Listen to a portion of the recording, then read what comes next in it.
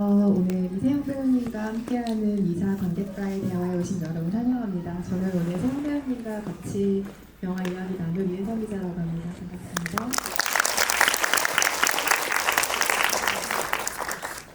영화 다들 재미있게 보셨기를 바라면서 오늘 저와 같이 영화 이야기 나눠주실 특급 게스트를 모시겠습니다. 이세영 배우님 앞으로 나와주세요.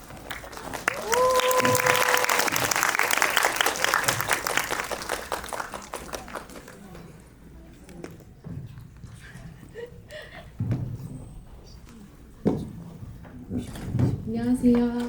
오늘 주부에 참석한 이세영입니다.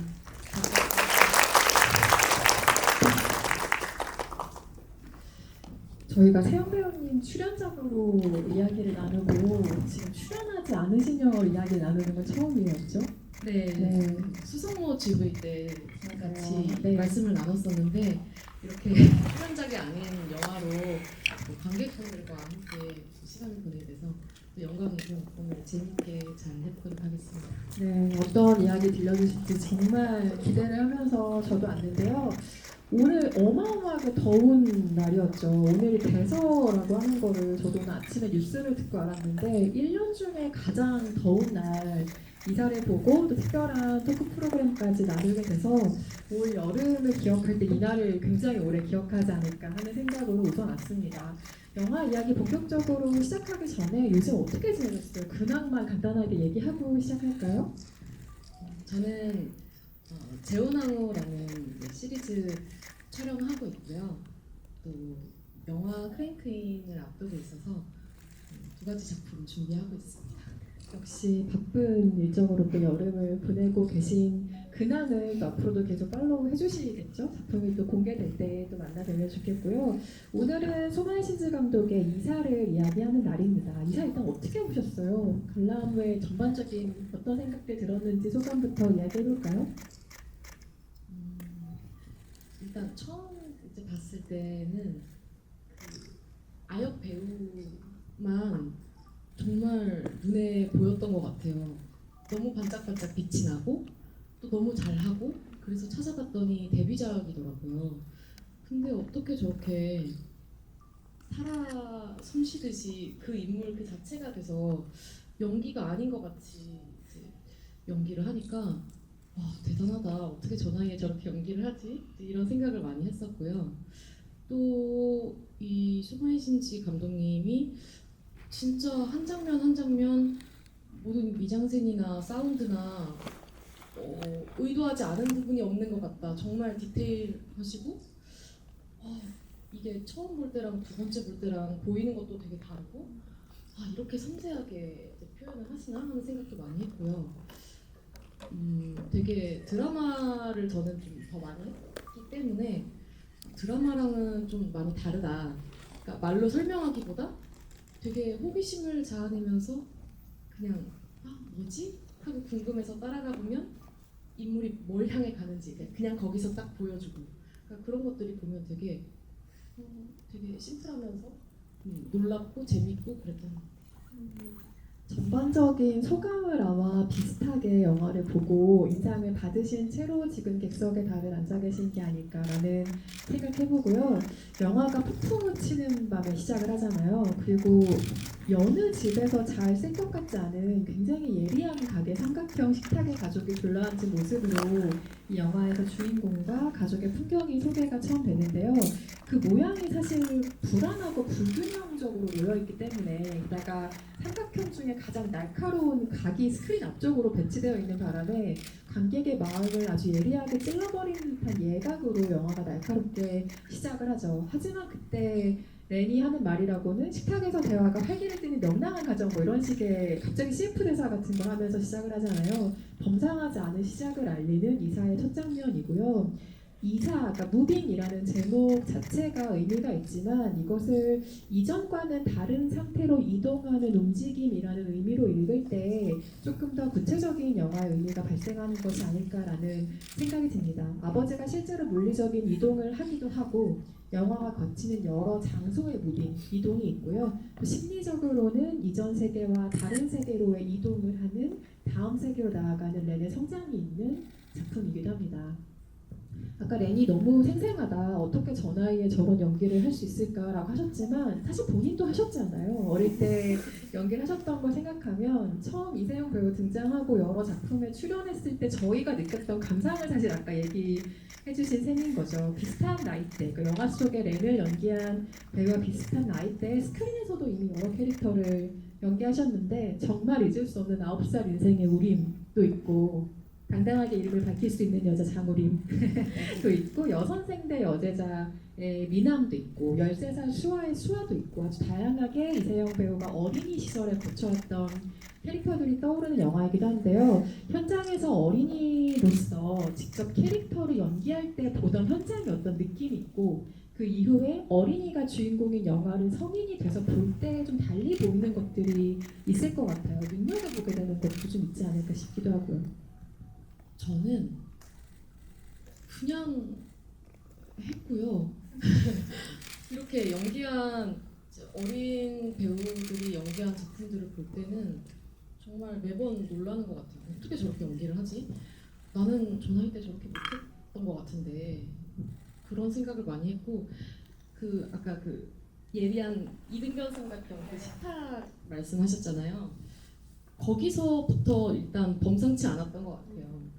그 이 아이가 그 둘 사이에서 자기가 말하지 않으면 그냥 침묵만 이어지는 그 식탁에서 막 눈치도 보고 이렇게 저렇게 분위기 전환을 시도해보고 그리고 아빠가 이렇게 나가니까 눈치를 보는 그 표정이나 이런 게 너무 매력적이고 이 친구 너무너무 반짝반짝 빛이 난다. 그래서 영화 끝날 때까지 너무 그 매력에 빠진 것 같아요. 저는 그 나이 때 그렇게 연기를 못했고 마치 이 친구는 저는 연기를 했는데 이분은 저보다 많아 있으시죠? 80년생이시니까요. 네. 예. 와 그냥 그 인물 자체로 살아 숨쉬는 것 같더라고요. 되게 그리고 절제된 듯한 감정을 표현해요. 그게 너무 놀라웠어요. 말씀하신 모든 표현에 동의를 하지만 나는 저 나이 때 저렇게 하지 못했다라는 표현에 저는 절대 동의할 수가 없고요. 혹시 이세영 배우가 어린이 시절에 스크린 연기를 하는 걸 혹시 보지 않으신 분들이 있다면 이 날 이후로 한번 챙겨보십시오. 굉장한 어린이가 또 그 안에 있습니다. 소마이 신지 감독의 영화를 이 영화로 처음 보신 분들도 오늘 많이 아마 계시겠죠? 소마이 신지가 이제야 우리나라에 조금씩 소개되기 시작한 조금 늦게 당도한 일본의 편지 같은 감독인데요. 곧 8월에 여름정원이라는 작품도 개봉을 하는데 작년에 태풍 클럽이 소개가 됐고 지금 이사가 두 번째, 그 여름정원까지 3개의 소마이 신지 영화가 1년 사이에 소개가 되는 셈입니다. 3개 영화 이미 다 보신 것으로 알고 있는데 그 영화들에서 감지한 소마이 신지라는 감독의 매력이 무엇일지도 궁금하고 이게 굉장히 과거의 영화들이잖아요. 오늘 우리가 본 이사도 93년도 영화인데 아주 오랜 시간을 건너서 우리에게 이 당도한 그 시차가 또 어떻게 느껴졌는지도 궁금하기도 했어요. 어떤 영화를 보면서 여러 가지 생각을 했지만 아이들의 굉장히 관심과 사랑이 크다라는 생각을 했고 또 어른들이 방치하고 있다는 생각도 좀 들었어요. 특히 태풍클럽에서는 어른들을 거의 안 보여주고 배제시켜 놓거든요.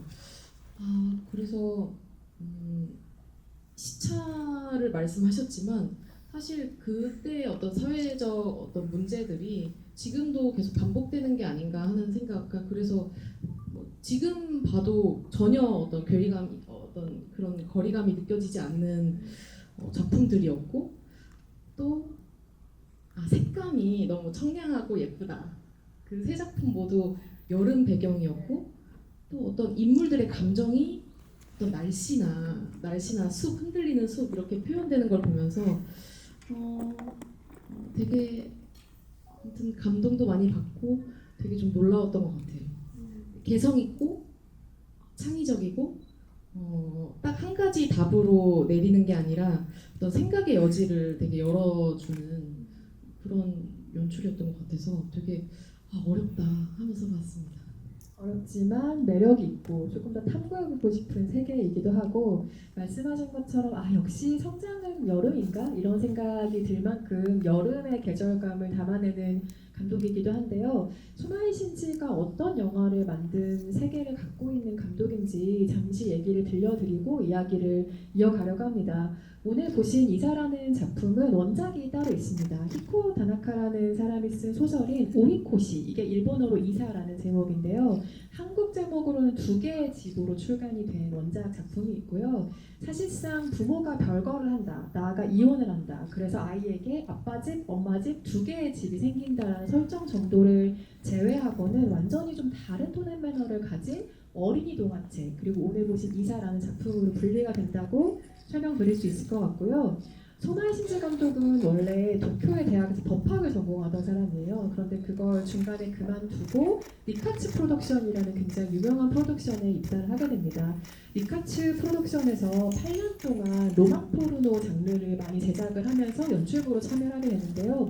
이때 여기에서 발굴된 지금 동시대 영화 감독들이 굉장히 많죠. 그리고 1980년에 독립해서 2001년에 사망할 때까지 총 13편의 작품을 만든 영화 감독입니다. 그래서 한국의 기획전, 특별전 등을 통해서 소개가 된 적이 있지만 정식 개봉을 한 것은 태풍클럽 이후 이사가 지금 2번째고요. 예전에 만들어진 영화가 어떻게 지금 2020년대 다시 우리에게 당도하게 되었는가 하면, 지난해 공개된 태풍클럽은 1985년도 작품인데 이게 먼저 2023년에 4K 화질로 복원이 됐습니다. 그리고 그 다음 배급 차례가 이제 세계적으로 이사가 된 건데요.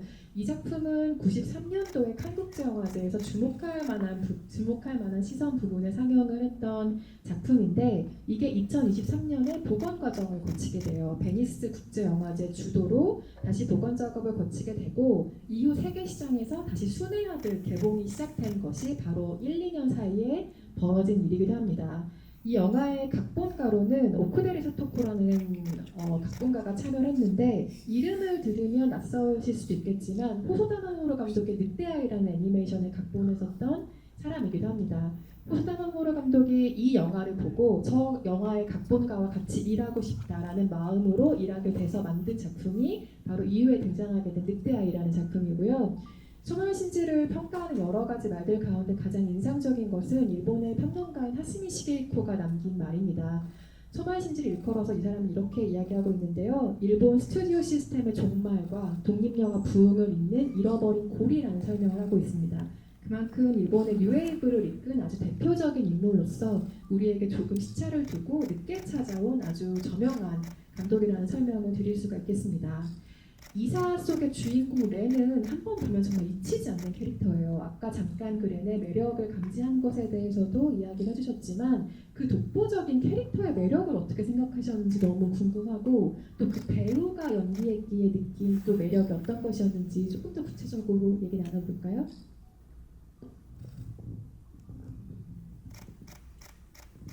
렌은 저는 렌이랑 배우가 분리돼서 보이지가 않는 것 같아요.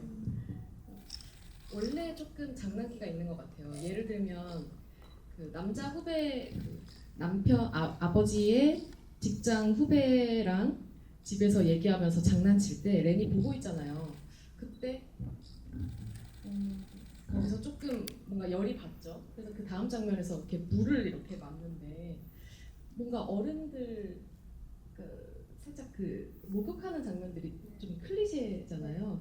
근데 아이가 이렇게 하니까 너무 귀여우면서 예쁘고 또 위트 있고 이제 그런 장난기 있는 모습이나 이런 것들이 많이 보여지는데, 이 캐릭터 자체가 조금 개구진 면도 있겠지만 이 배우도 되게 개구지고 장난기가 많지 않을까 하는 생각을 많이 했어요. 그 엄마 이렇게 복싱으로 때리고서 도망갈 때도 보면은 문워크로 도망을 가는데, 저게 애드립일까? 아니면 실제 대본에 나와 있었던 장면일까? 그것도 좀 궁금했고, 이 사람 자체가 너무 사랑스럽고 장난기 있는 사람이어서 좀 캐릭터에 묻어나는 게 아닐까 하는 생각을 했던 것 같아요. 저는 내내 재미있는 지점 중에 하나가 알만한 건 아는 나이라는 점인 것 같아요. 그러니까 이보다 더 어려도 사실 이 느낌이 안 나올 것 같고 이보다 조금 성장한 시기에 같은 일을 겪고도 아마 이 느낌이 안 나올 것 같다. 딱 이 12살, 13살 요 무렵에 여자아이가 부모의 별거를 통해 겪을 만한 감정을 그렸기에 이 영화가 정말 매력이 있는 것 같다라는 생각이 들었는데 실제로 속이 깊은 부분이 있어요. 아빠랑 식탁에 마주하고 있을 때 아유 이 양반이 혼자 뭐 제대로 먹고 살 수나 있을지 걱정을 하는가 하면 어머니가 술을 너무 많이 마시고 집에 들어왔을 때 이웃들이 우리 엄마를 어떻게 볼까 하면서 걱정을 하면서 주의를 줄 줄도 아는 그러니까 타인의 시선과 평가를 아주 정확하게 인지하기 시작한 나이 학교에 가면 이게 어쩌면 놀림거리나 나를 따돌릴 만한 어떤 요소가 될 수도 있다라는 걸 감지하기 시작한 나이에 부모의 별거는 아마 이 아이에게 굉장히 큰 영향이겠죠. 그리고 부모들은 번번이 그 마음을 놓쳐버리죠. 마치 기린 인형을 아버지가 잡지 못하고 슬로우 화면으로 무심하게 계단 밑으로 떨어지는 장면을 보여주는 것처럼 놓치게 되는데요. 한편으로는 저는 렌이 계속 달리는 인물이라는 점이 굉장히 인상적이기도 했습니다. 아버지의 이삿짐 트럭을 따라 뛰기도 하고 학교 실험실에 불을 지른 다음에 어머니가 쫓아왔을 때 막 도망쳐서 뛰어서 버스에 올라타기도 하고 이 달리기는 사실 이 아이한테 가장 궁극의 저항의 방식인 동시에 어른들의 세계를 빨리 이해하고 따라잡고 싶으면서도 한편으로는 힘껏 도망치고 싶은 마음의 반영의 행동으로 나오는 것이 아닌가 싶을 정도로 아주 생동감 있는 움직임을 포착을 해내죠. 이 렌을 연기한 배우는 타바타 토모코라는 배우였는데요.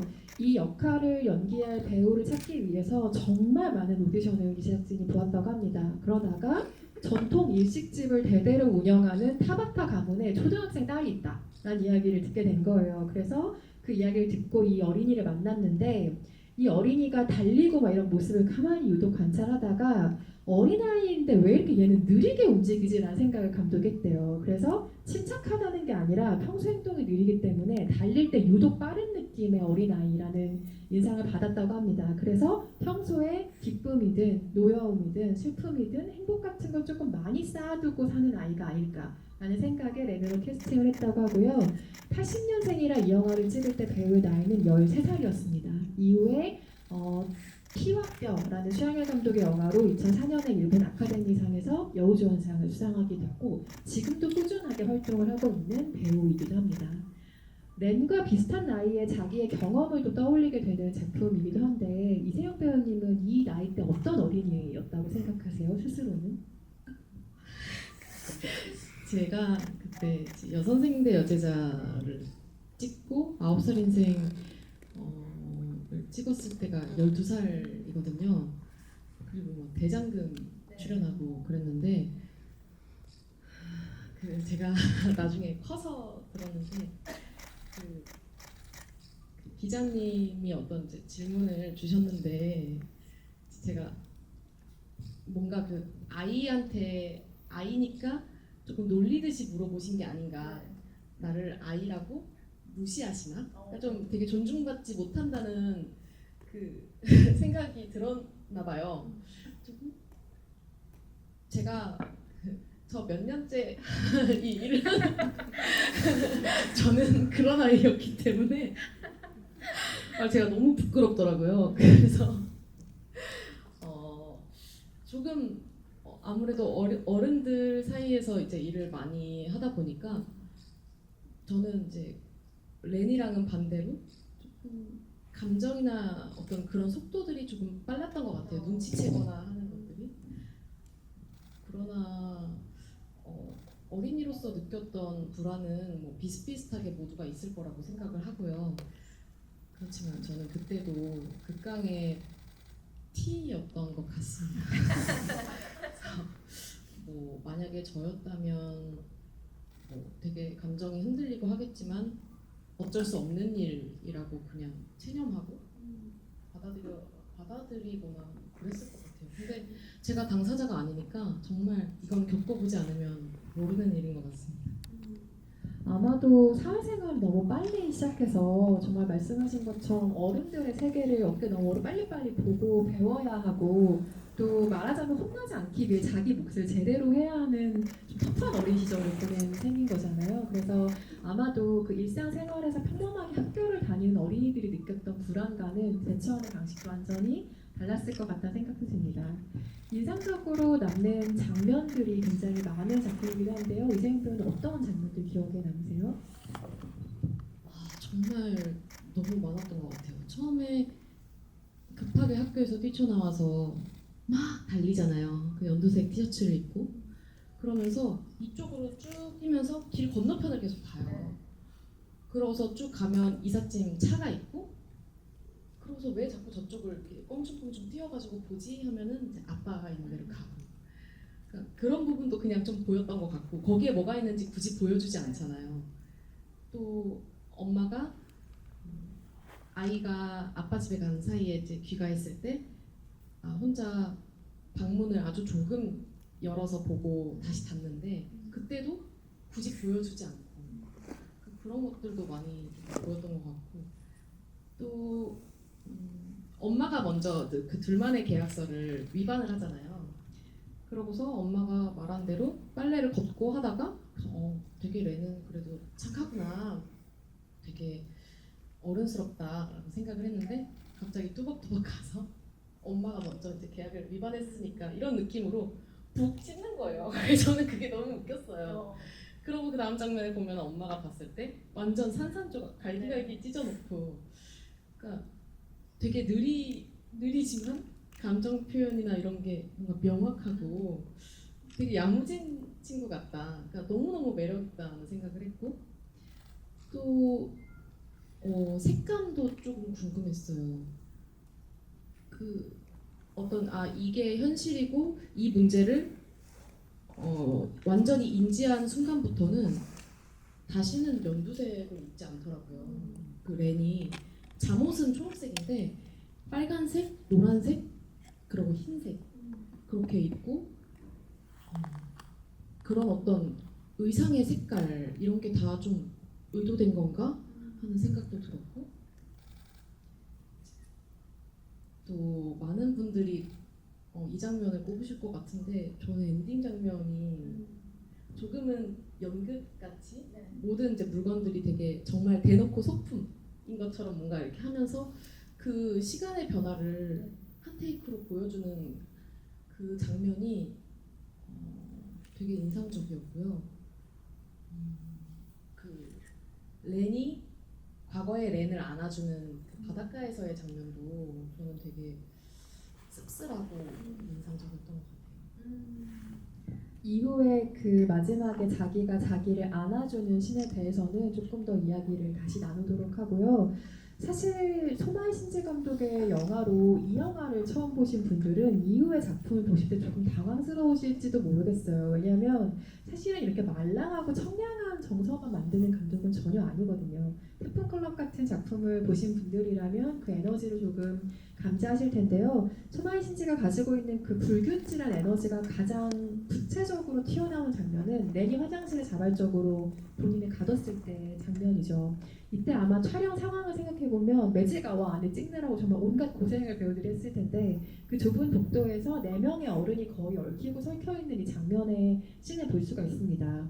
아마도 결혼 생활에서 드러나지 않았던 것, 그러니까 왜 이 부부가 결국에는 별것까지 선택할 수밖에 없었는가에 대한 감정적인 촉발이 처음으로 드러나는 장면이고 카메라 각도도 굉장히 이전과는 다르게 폐쇄공포증을 부를 정도로 갑갑한 앵글을 사용하고 있습니다. 갈라진 관계 그리고 균열이 어떠한 폭력성을 가져오는지에 대해서 구체적으로 보여주는 장면이기에 인상이 깊은 장면이고요. 이 장면을 포함해서 이 영화에서는 롱테이크 장면을 굉장히 많이 감지하실 거라는 생각이 듭니다. 사실 롱테이크라고 하는 것이 전 세계에서 소마이 신지 한 명만 쓰는 기법은 당연히 아니죠. 그런데 이 롱테이크 안에서 배우들에게 얼마나 자율성을 열어주는가는 조금 다른 차원의 문제인 것 같습니다. 배우의 움직임과 표정을 포착하는 방식과도 이 소마이 신지 롱테이크가 관련이 있다는 생각이 드는데요. 질주하고 싸우고 분주하게 그 역동하는 배우들의 움직임에 공간을 열어주는 카메라로서의 롱테이크를 사용하고 있다는 인상을 주는 거죠. 말하자면 인물들이 공간에 그냥 자유롭게 다니도록 내버려 두는 거죠. 대표적인 장면으로는 집에서 나즈나와 렌 사이에 갑작스러운 술래잡기가 벌어지는 장면 같은 것들을 꼽을 수가 있겠습니다. 그래서 이 소나이 신지 감독이 쓰는 롱테이크는 인물의 어떤 표정의 미묘한 변화를 잡아낸다기보다 행동의 변화에서 더 많은 것들을 포착할 수 있는 여지를 열어주는데요. 이를테면 걷다가 갑자기 뛴다. 웅크리고 앉아있다가 움직인다. 술 취한 나즈나가 갑자기 바닥을 기어서 시어머니의 사당 앞에 가서 신세한탄을 한다. 이렇게 동작의 변화를 통해서 이 사람들의 생각을 비언어적 방식으로 공간의 맥락 전체에서 감지되는 것을 롱테이크로서 사용하고 있다는 것도, 그 안에서 말보다 더 다양한 감정들을 캐치해낼 수 있다는 것도 이 감독이 사용하는 롱테이크의 기법 중에 하나인 것 같고요. 원작 소설이 있다고 아까 잠깐 이야기를 드렸는데, 그렇다면 사건이 어떤 식으로 진행이 똑같이 되는가가 궁금하실 것 같지만 사실상 별거한다는 설정 외에는 같은 게 하나도 없고요. 비와호에 가는 것도 어릴 때 비와호에 갔던 사진을 보는 정도로만 제시가 되기도 하고, 엄마가 처음에 계약서를 내밀었을 때 다시 그 내용을 고쳐서 렌이 자기만의 계약서를 넣는 장면도 있고, 뒷부분의 축제부터의 장면은 사실상 이 영화가 거의 만들어낸 장면이라고 봐도 좋을 정도로 원작과 차이가 있기도 합니다. 렌이 너무 독보적인 매력이 있긴 하지만 렌을 제외하고 여러 인물들이 등장을 하잖아요. 렌을 제외하고 가장 흥미로웠던 캐릭터는 누구일까요? 그 콧구멍으로 오카리나를 보던 그 친구 있죠. 저는 그 아이를 잊을 수가 없어요. 분명히 저의 어린 시절에도 그 친구가 있었던 것 같아요. 가장 매력적인 캐릭터가 아닐까 생각합니다.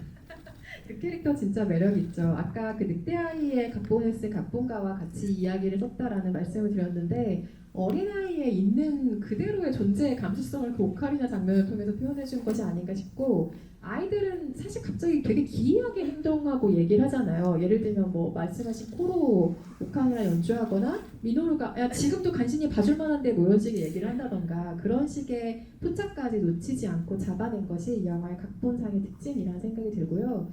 저는 사실 그 후배 연인이 굉장히 기억에 남아요. 왜냐하면 이게 90년대 초반 상황인 걸 생각을 하면, 한국도 마찬가지지만 전 세계적으로 이게 대가족 구조가 점점 붕괴가 되고, 우리가 살면서 굉장히 얘기 많이 들었던 핵가족 시대, 뭐 조금 소규모 가족의 시대가 도래한 딱 그 시점인데, 그러니까 여전히 사회적인 금기로 받아들여지긴 했지만 그래도 사회적인 분위기 안에서 이혼, 별거, 한부모 이런 식의 구조가 조금 당연하게 받아들여지기 시작했던 시기라는 점에서 이 커플이 굉장히 재미있는 건데, 이 후배와 애인이 결혼과 출산을 확신하지 못하는 순간들을 보여주잖아요. 임신을 한 것 같은 상태임에도 불구하고. 그래서 그 가정은 과연 그럼 안정적인 것인가? 별거를 선택하지 않는다고 저건 괜찮은 건가라는 것을 렌의 시선으로 사실은 보게 되는 거죠. 그러니까 정상가족이라고 하는 불안정성을 우리가 렌의 시선을 통해 보게 되는 건데,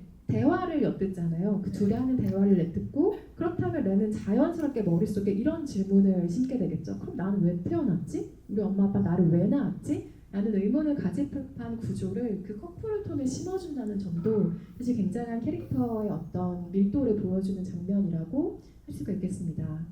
영화를 보면서 이런 장면은 이런 상징이 좀 있는 것 같아 라고 해석을 즐겁게 붙일 만한 영화라는 생각도 드는데요. 흥미롭게 발견한 상징이 좀 있으셨어요?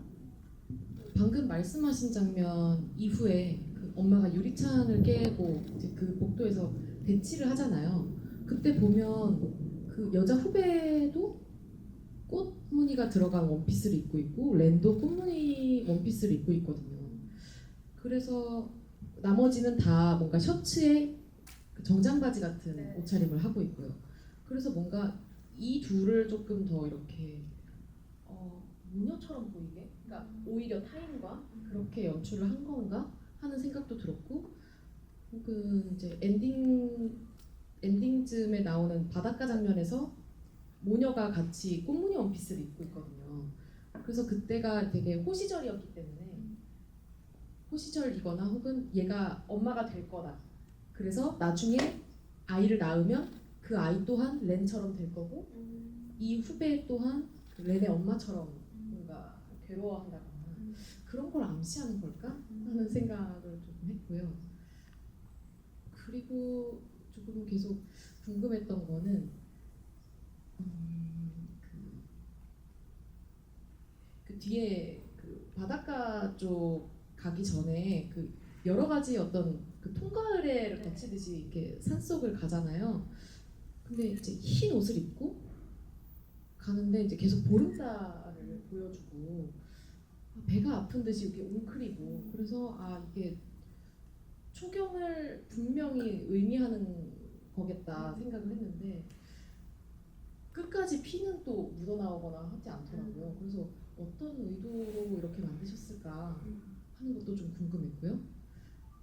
또 바닷가에서 엄마가 렌을 드디어 발견해서 축하합니다 하면서 그 말을 걸 때 시선을 돌리면서 카메라 렌즈 정중앙까지는 아니지만 되게 가깝게 렌즈 쪽을 바라보거든요. 마치 우리한테 그 말을 거는 건 아니지만 우리를 보란 듯이 여러분들은 알고 있죠? 이런 느낌이었어요. 정말. 나는 그냥 모르는 척하고 혹은 엄마한테 티 안 낼 거야. 그렇게 의도를 한 건지 아니면 이제 저도 어렸을 때 카메라 렌즈를 많이 봤었거든요. 그런 단순한 실수였을까? 라는 생각이 들었어요. 근데 이제 제가 생각했을 때는 단 한 군데도 의도가 아닌 장면이 없을 것 같아서 어떻게 생각하시는지 조금 궁금합니다. 저는 말씀하신 모든 것에 사실 동의를 해요. 그리고 그 배가 아파서 쪼그리는 장면 같은 경우는 이게 굉장히 재미있는 반응인데 남성분들이 그 장면을 눈치채셨을 수도 있겠지만 여성 관객들은 사실 직관적으로 눈치를 채는 장면이거든요. 초경이 시작이 되는 것 같다. 저걸로 뭔가 정신적으로든 육체적으로든 한 단계 앞으로 나아가는 상황인 것 같다라는 걸 짐작을 하는데 남자 관객분들은 갑자기 배가 왜 아프지? 뭐 차가운 거 먹어서 그런가 정도의 인상으로 반응을 받아들이신다는 게 굉장히 그 장면을 두고 재미있는 차이이기도 하죠. 세영 배우도 그 장면을 당연히 기민하게 포착하신 점이 재미있는 것 같고요. 사실 렌즈를 바라볼 때 렌의 모습은 저는 생각하지 못했던 부분이에요. 그런데 여러 가지 의미가 있겠네요. 방금 말씀하신 의미 해석이 저는 맞다고 생각하지만 예를 들어 그 장면을 현장에서 너무 많이 찍다가 감독한테 그만 좀 찍어라는 느낌으로 바라봤을 수도 있지 않을까 하는 생각도 들긴 하지만 태영 배우님 해석이 너무 좋으니까 우리는 이렇게 믿고 가는 거를 하죠.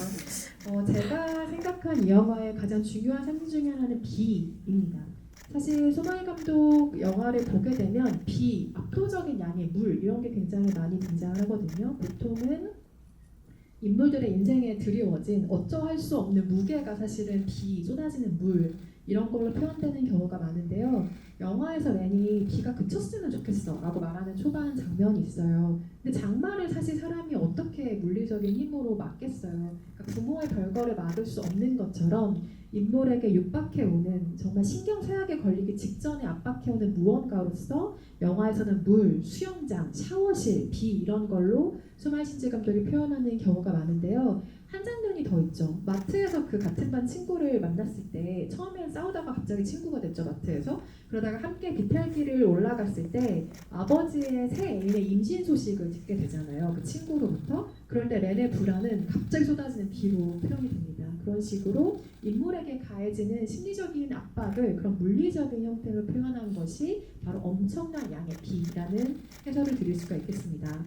그리고 이 영화는 후반부에 이르러서 분위기가 엄청나게 전환을 하잖아요. 사실 초중반 분위기로는 그 비와호 주변에 아주 신비로운 모험의 분위기가 나올 거라고는 전혀 감지가 사전에 되지 않는 부분인데요. 좀 영적인 분위기마저 풍기는 모험의 장면인데 이 같은 변화가 어떻게 느껴지셨는지도 궁금하고 영화 안에서 그런 톤의 변화가 왜 필요하다고 감지하셨을지 그것도 궁금합니다.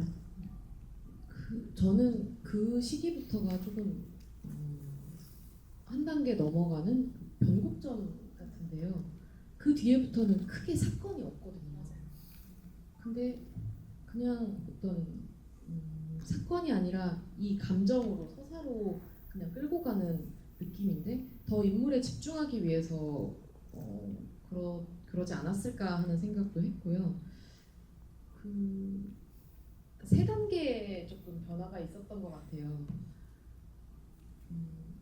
제일 마지막에는 이렇게 그 무슨 문 같은 데를 이렇게 통과하는 것 같고 그 의식을 치르듯이 흰 옷을 입고 있잖아요. 처음부터 흰 옷을 입고 갔는데 물에 맞아서 받은 옷도 또 하얀 옷이고 그러고서 이제 그 산속을 헤매는 장면들이 처음에는 불길 때문에 되게 붉게 보이다가 어느 순간부터는 되게 푸르게 그 달빛을 받아서 푸른 조명으로 이렇게 보이고 이제 세 번째는 그 문을 통과하면서부터 이제 물과 불과 바다 그렇게 다 보이는 이제 그 해안가로 이제 이동을 했던 것 같아요. 근데 그 말씀하신 것처럼 그 여름을 지나야 어떤 성장을 할 수 있듯이 꼭 거쳐가야만 하는 부분이기 때문에 되게 조금 강조하려고 하셨다는 생각도 들었고 또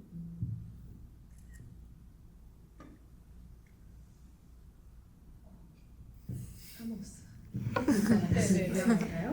사실 이 영화는 굉장한 사실주의야. 방금 설명하신 초현실주의가 완전 이렇게 혼합된 느낌을 주는 영화인데 불의 이미지가 어떤 식으로 활용됐는가를 한번 살펴볼 필요가 있을 것 같습니다. 그러니까 불꽃놀이를 처음에 그 밧줄이 장면에서 등장을 하다가 들판의 불놀이로 다시 그 불의 이미지가 전환이 되고 이후에는 숲에 피어오른 밤안개라든지 호수에서 펼쳐지는 마쓰리, 그러니까 이 아이만 볼 수 있는 마치라든지 좀 대담한 분위기의 전환이고 몽환적인 터치 후반부로 계속해서 흘러가는데 그 과정을 통해서 렌은 부모의 갈등, 부모의 별거가 자기가 통제할 수 있는 범위 안의 일이 아니라는 것을 점점 깨닫게 됩니다. 그리고 그것이 더 중요한 것은 내가 뭘 해서가 아니라는 것. 그러니까 자신의 행동 때문에 빚어진 결과가 아니라는 걸 그제야 이해하기 시작하는 후반으로 가게 되는데요.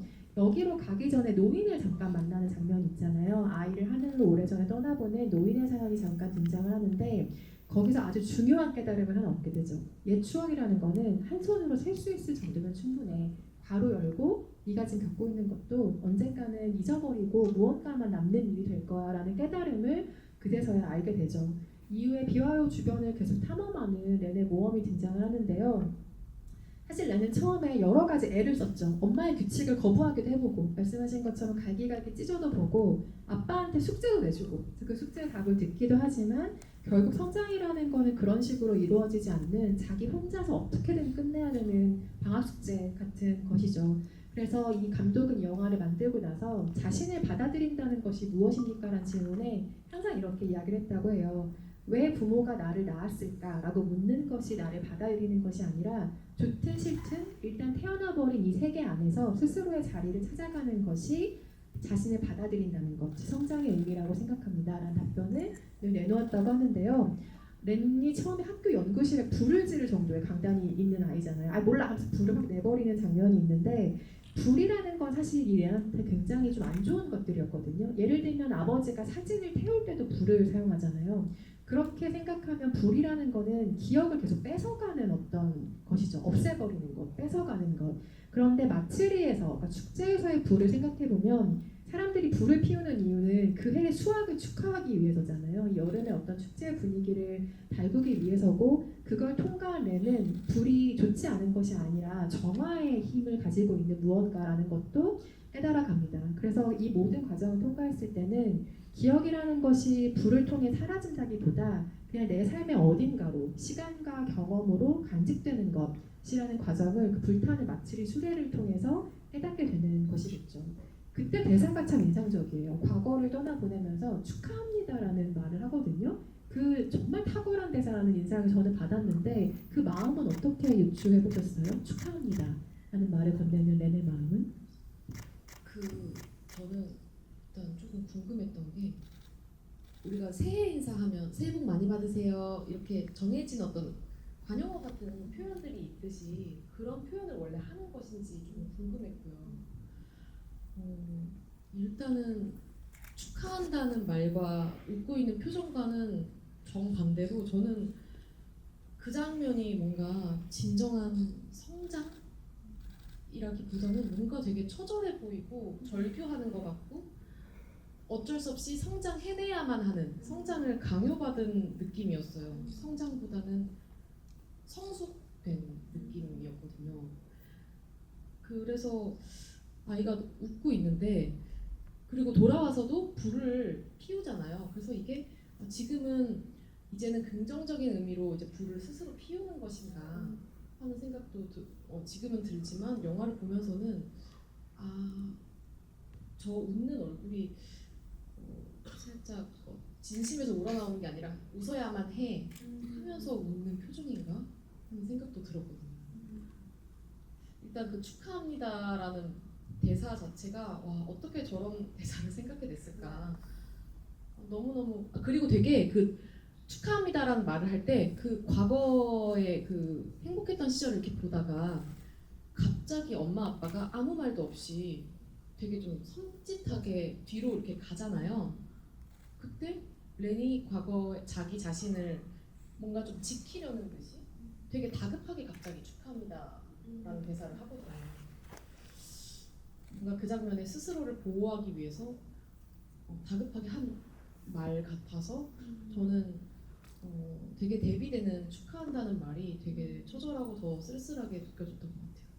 너무 재미있는 해석이네요. 저도 그 대사가 탁월하다고 느꼈던 가장 큰 이유가 만약에 저더러 대사를 쓰라고 했으면 전 진짜 단순하게 썼을 것 같거든요. 잘 가, 뭐 안녕, 뭐 고마웠어 정도의 대사를 생각할 것 같은데 축하합니다라는 표현이 굉장히 인상적이었어요. 긴 단어도 아니고 정말 짧게 자기의 마음을 드러냈는데 말씀하신 것처럼 축하에는 되게 묘한 분위기가 있잖아요. 그리고 보통 생일에 그 얘기를 많이 하는데 생일이 사실 마냥 행복한 날만은 아닌 거잖아요. 누군가에게는 뭐 고통의 기억일 수도 있고 생일이라는 게 마냥 어떤 축복의 의미만 가지고 있다고 생각하지 않는데 그런 의미 축하합니다라는 이 말은 곱씹을수록 굉장히 다양한 의미를 발화하는 문장인 것 같아요. 정말 탁월한 대사 생각이 들고요. 그 마지막 장면까지 보고 나면 그리고 엔드 크레딧 장면에서 아까 세영 배우가 짚어주셨듯이 여러 시간을 통과하면서 교복을 입은 것까지는 우리가 보게 되는데 이후엔 대체 어떤 아이가 되었나 너무나 궁금한 상상을 안고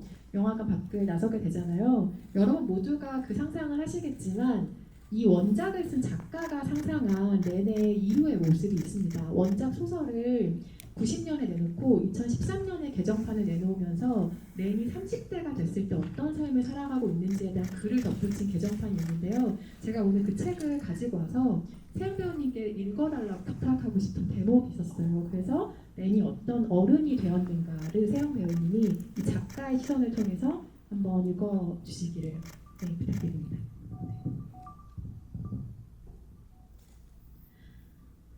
아파트라 하니 우리 부모님이 헤어졌을 때 신문 사이에 있던 아파트 광고지에 그려진 구조를 유심히 보고는 했던 생각이 나네요.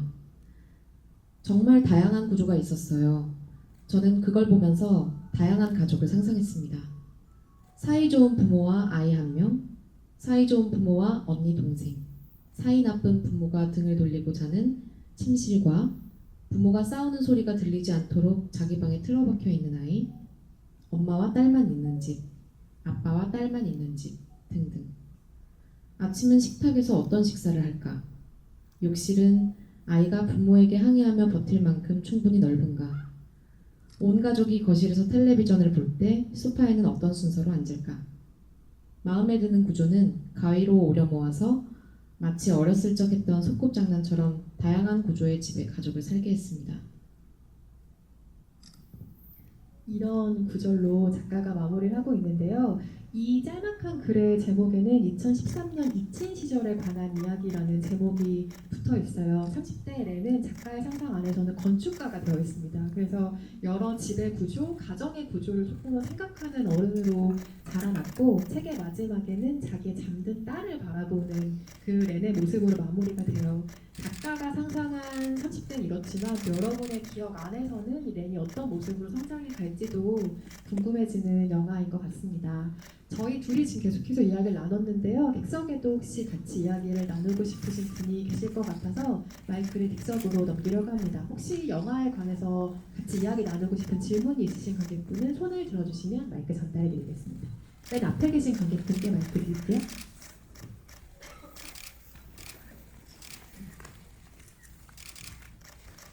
안녕하세요. 저는 지금 초중교사를 꿈꾸고 있어서 이번에 이 영화를 보면서 아이들의 감정이나 표현 그리고 상처에 좀 관심 있게 봤던 것 같아요. 이번 영화에서 렌의 격렬한 반응들을 보면은 요즘 우리가 말하는 금쪽이 같은 아이들이 떠오르기도 했던 것 같습니다. 특히 이혼과 죽음이라는 어린아이가 감당하기 어려운 이별들이 겹치면서 렌이 모든 것을 거부하고 도망치는 모습은 단순한 반항이 아니라 설명되지 않은 어린이들의 논리에 대한 적절한 이렇게 대항하는 저항처럼 느껴지기도 했어요. 기자님이랑 배우님은 이 영화 속 렌의 반항과 감정 폭발이 단순한 성장통 이상의 의미를 담고 있었다고 보셨는지도 궁금하고요. 또 요즘 사회에서 금쪽이라고처럼 이렇게 불리는 아이들의 모습과 이 작품이 어떤 연결점을 줄 수 있을지도 어떻게 느끼셨는지도 또 궁금해서 질문을 드립니다.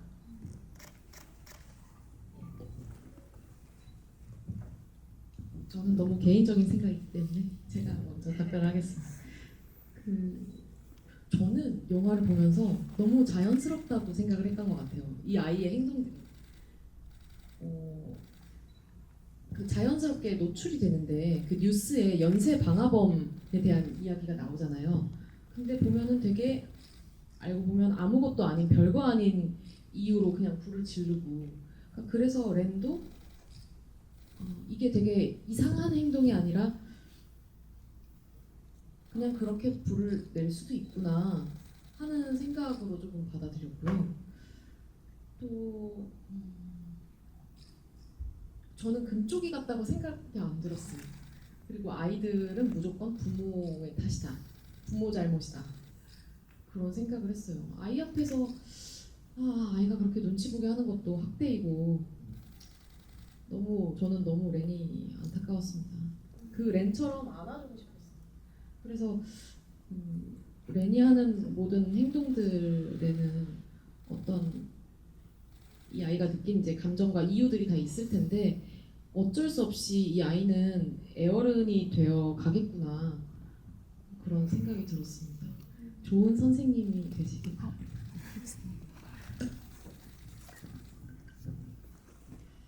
만약에 교사가 되신 이후에 콧구멍으로 오카리나를 변형하는 교실에 있다면 어떻게 대처하실지도 일단 궁금하고 저도 마찬가지로 금쪽이라는 생각을 전혀 안 했던 게 저는 부모 마음을 최선으로 헤아려 보려고 굉장히 노력하는 아이라고 생각했어요. 예를 들어 원작에는 이 얘기가 조금 더 자세하게 나오는데 계약서를 내민 건 엄마의 굉장히 일방적인 처사잖아요. 지금 렌의 마음이 어떤지 엄마와 잘 살고 싶은 마음이 드는지 아닌지를 묻기도 전에 너랑 나랑은 잘 살아야 되니까 이 계약서를 지켜줬으면 좋겠어 라고 마치 무슨 법적 대리인 같은 어떤 행동을 취하는데 거기서 엄마가 내민 계약서가 일을 위한 계약서라는 것으로 원작에 등장을 하거든요.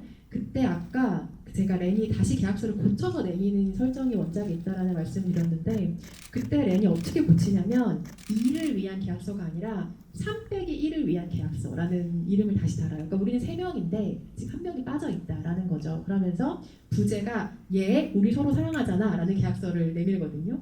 그만큼 가족이 지금 어떤 태도를 취해야 되는지 사실 구체적으로 더 많이 고민하는 건 렌이라는 생각이 들고 성장통 이상의 행동이긴 하죠. 왜냐하면 성장이라고 하는 게 저는 지나가서 잊을 뿐이지 진짜 죽을 만큼 용쓰는 일이라고 생각하거든요. 내가 이해할 수 없는 세계를 받아들이는 일이기도 하고 나는 참았는데 엄마 아빠는 왜 이걸 참지 못하는 건지에 대한 스스로 답도 찾아야 되고 변화하는 몸도 자기가 본능적으로 적응을 해야 되고 거쳐야 될 게 너무 많은 시기예요. 그런데 이미 지나왔기 때문에 우리가 노인의 말처럼 기억할 수 있는 몇 가지만 가지고 있기 때문에 그냥 그 용수던 시절을 기억을 세세하게 못하는 것뿐이죠. 성장이라고 하는 건 어떤 순간에는 그렇게 죽을 만큼 애를 써야 정말 렌이 여기서 한번 죽었다 깨어난 것 같은 환영으로 보이기도 하는데 그런 정도의 애를 써야 넘을 수 있는 게 또 한 단계 나아가는 시간의 어떤 역설이기도 하다는 생각이 영화를 보면서 들었습니다. 저도 좋은 선생님이 되시길 바랍니다. 다음도 이야기 나눠볼까요? 혹시 또 질문 있으신 관객분? 좀 가운데 줄 쪽에 계신 관객분께 마이크 드릴까요? 손 잠깐 다시 들어주시겠어요? 네.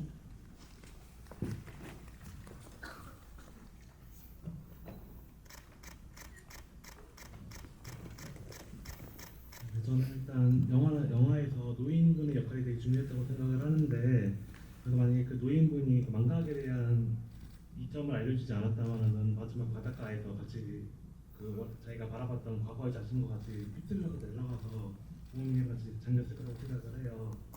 만약에 여러 기자님이랑 배우님께서 자기가 감독이었을 때 이 노인 대신 이런 중요한 역할의 캐릭터를 만들어야 된다고 생각을 했을 때 어떤 캐릭터를 만드실 것 같은지 좀 궁금합니다.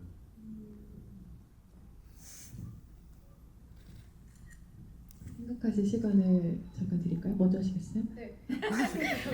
좀 더 그럴듯한 답변을. 아니 그럴 리가 네. 없네. 저는 좋은 연출자가 될 수는 없을 것 같습니다. 노인을 대체할 분은 생각이 안 나고 이렇게 뭔가 렌에게 도움을 주는 인물로 저는 그 학교 친구 되게 통통한 남자 친구 있잖아요. 그 친구가 어떤 이렇게 해봐 하면서 어떤 방식을 어떤 한 방법을 좀 제안해 준 것처럼 어떤 친구도 우리 엄마가 그러는데 이렇게 뭐 어른들은 그렇대 이러면서 또 렌하고 소통을 할 수도 있지 않았을까 하는 생각이 좀 듭니다. 저는 이미 시간을 아주 오래 겪은 노인이라는 점도 좋았는데 그 사람이 자식을 잃은 사람이라는 설정이 훨씬 중요하다고 생각했어요. 그러니까 이미 곁에 나이 든 딸도 있지만 언젠가 어느 시점에 자식을 잃었고 그래서 렌의 입장에서는 나이 든 아빠와 딸이 어떤 모습으로 있을 수 있는가를 보여주게 되는 하나의 모델링처럼 느껴졌을 것 같기도 하고 또 하나는 아이가 하나 없는 가정이라고 하는 건 렌의 입장에서는 자기가 알던 정상가족의 형태는 아닌 거잖아요. 아빠가 있고 엄마가 있고 아이가 있어야 되는데 이 집에는 할머니도 없고 아이 하나도 이미 없다고 할아버지가 이야기를 해주잖아요. 만약에 제가 소마이 신지 감독이었으면 물론 이렇게 훌륭한 얘기를 만들지 못했겠지만 우리 사회가 소위 정상가정이라고 부르는 가족을 만나게 했을 것 같진 않아요. 예를 들어 뭐 한부모 가정과 살아가고 있는 아이의 모습을 보여준다거나 아니면 어떠한 이유로 가족이 아닌데 가족처럼 살고 있는 사람들을 만나게 한다던가 이런 식으로 지금 너가 알고 있는 3명의 관계가 깨졌지만 3빼기 1이 됐지만 그게 불완전한 걸 의미하는 건 아니라는 어떤 깨달음을 줄 수 있는 가족의 형태를 그 장면에 등장시키지 않았을까 하는 생각을 해봅니다. 굉장히 흥미로운 질문인데요. 감사합니다. 마지막 질문 혹시 있으시면 하나 더 받아볼까요? 이세영 배우님이 한번 질문해 주실래요? 미안해요. 무거운 빠르게 질문. 두 분 더 할까요? 그럴까요? 네, 그럼 맨 앞에 계신 분께 먼저 마이크 드리고.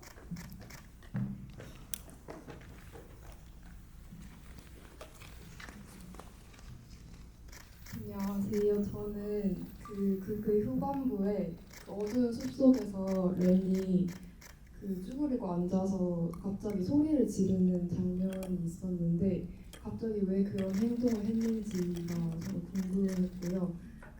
불이 정화의 이미지라고 하셨는데 저는 그 부분을 볼 때 그 배경 음악이 약간 장엄하고 약간 현악기가 되게 깊은 배경음이 깔려서 이 장면 되게 뭐라 해야 되지? 정화의 느낌보다는 좀 어두운 느낌을 주고 있다고 생각이 들었는데 그렇게 정화의 의미라고 말씀을 해주셔서 뭔가 그렇게도 이해를 할 수 있구나라고 생각이 들었습니다. 감사합니다.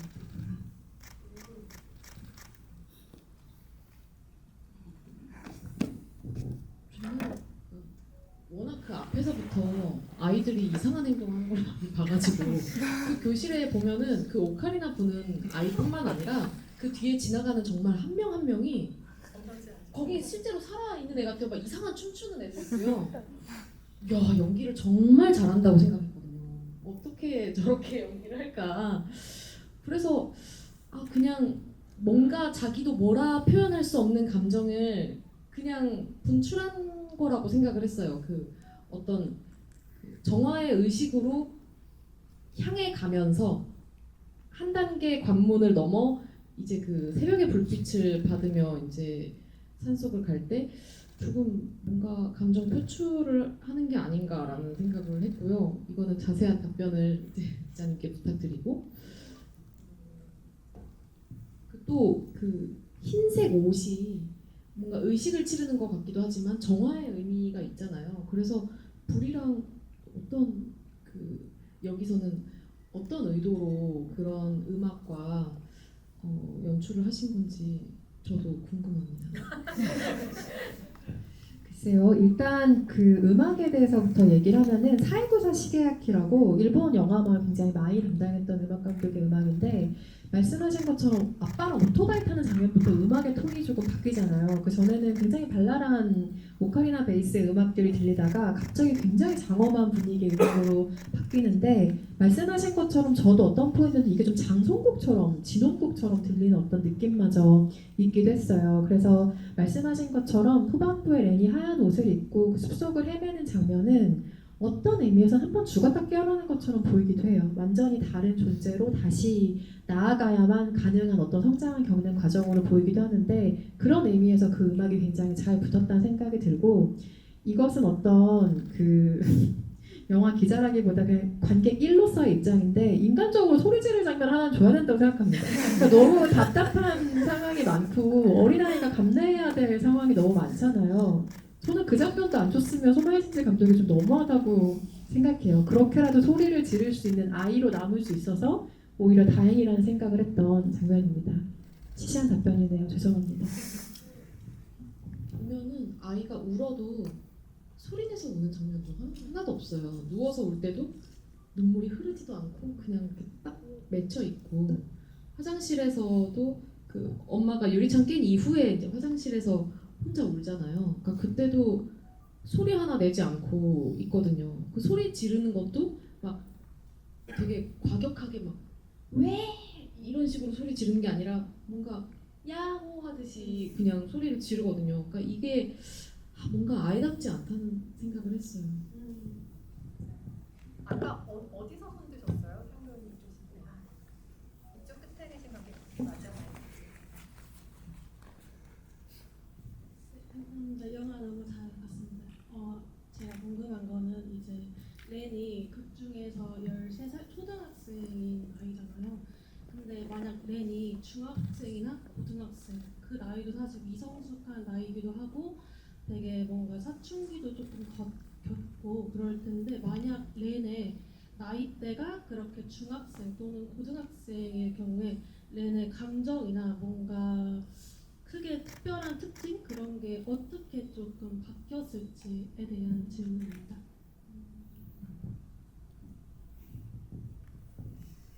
저는 렌이 굉장히 엄마를 많이 닮았다고 생각을 했거든요. 뭔가 의상 색깔도 엄마랑 계속 뭔가 색감이 맞고 렌이 어떤 다혈질이라거나 그런 기질들이 엄마를 많이 닮았다고 생각을 했어요. 그래서 만약에 그런 렌이 중학생이었다면 그 어린 시절에 좀 눈치가 빨랐던 저처럼 뭔가 그런 모습들이 조금 결합이 돼서 두 분의 일은 두 분이 알아서 하세요. 난 용돈만 주면 돼. 라고 했을 수도 있을 것 같고 나이대 설정이 조금 딱 그 시기였어야만 하는가라는 생각을 아까 기자님 말씀 들으면서 생각을 했거든요. 너무 세상을 많이 알아도 안 되고 너무 몰라도 안 되고 어렴풋이 그냥 인지하는 정도의 나이대여야만 이 작품이 이제 나올 수 있다라고 또 생각이 처음 들었어요. 어떻게 생각하십니까? 중학생, 고등학생일 때 렌이 어떻게 됐을까는 태풍클럽을 보시면 됩니다. 거기에서 그 나이대가 중고등학생 때 딱 그 나이대 아이들이기 때문에 본인들이 갖고 있는 기성세대에 대한 불신이나 아니면 성장을 겪으면서 겪는 엄청난 불안과 충동을 아이들이 어떤 식으로 해소하는지가 그 영화에 등장을 하거든요. 그래서 아마 비슷한 모습이었을 거라고 생각을 하고 제가 오늘 아침에 공교롭게도 그 출연하는 라디오 프로그램에서 이사랑 9살 인생을 엮어서 소개를 하고 왔어요. 그래서 그 9살 인생에 나온 구절을 제가 메모를 해놓은 게 마침 있어가지고 9살 인생이 위기철이라는 작가가 쓴 91년 9살 인생이라는 소설을 원작으로 하는데 거기에 굉장히 멋진 말이 등장을 합니다. 서양의 어떤 작가는 이렇게 말했다. 지나치게 행복했던 사람이 아니라면 9살은 세상을 느낄 만한 나이다. 다행히 내 9살은 지나치게 행복했던 편은 아니었고 그리하여 나 또한 세상을 느끼기 시작했다라는 구절이 나오는데 아까 제가 세상을 어렴풋이 감지할 만한 나이라는 점이 이 영화에서 굉장히 중요한 것 같다는 말씀을 드렸잖아요. 9살이 이럴 나이라면 그게 조금 자기만의 생각으로 무르익은 게 10살이 조금 넘었을 때 생각이겠죠. 그리고 생각해보면 우리가 9살, 10살 때 세상을 모른다고 생각하지 않았을걸요? 나의 부모도 안다고 생각하고 나도 다 안다고 생각하고 앞으로 나 인생에 대한 어떤 생각도 가지고 있었을 거고 저는 그래서 이 나이대 소녀인 게 이 나이대를 거친 학생인 게 이 영화에서 가장 중요한 장치였다는 생각을 합니다. 마지막으로 태풍클럽 한 번 더 추천합니다. 네. 오늘 여러 분의 의견도 같이 받아보면서 세영 배우님과 손아희 신지 감독 이사에 대한 이야기 나눴는데요. 오늘 관객들과 이야기 나눈 소감 어떠셨는지 마지막으로 들려주시고 자리 마무리할까요? 너무너무 즐거웠습니다. 사실 처음에 이 자리를 준비할 때는 너무 걱정되고 제 짧은 식견으로 무슨 말씀을 드려야 할까 걱정이 앞섰는데 영화를 너무 재밌게 보고 이 자리에 오면서 오늘은 굉장히 좀 설레기도 하고 제가 평소 영화 보면서 궁금했던 것들을 아까 준비하면서 조금 여쭤보기도 하고 또 여러분들하고 소통하면서 진짜로 이 자리를 즐길 수 있었던 것 같아요. 너무 저한테도 뜻깊은 자리였습니다. 감사합니다.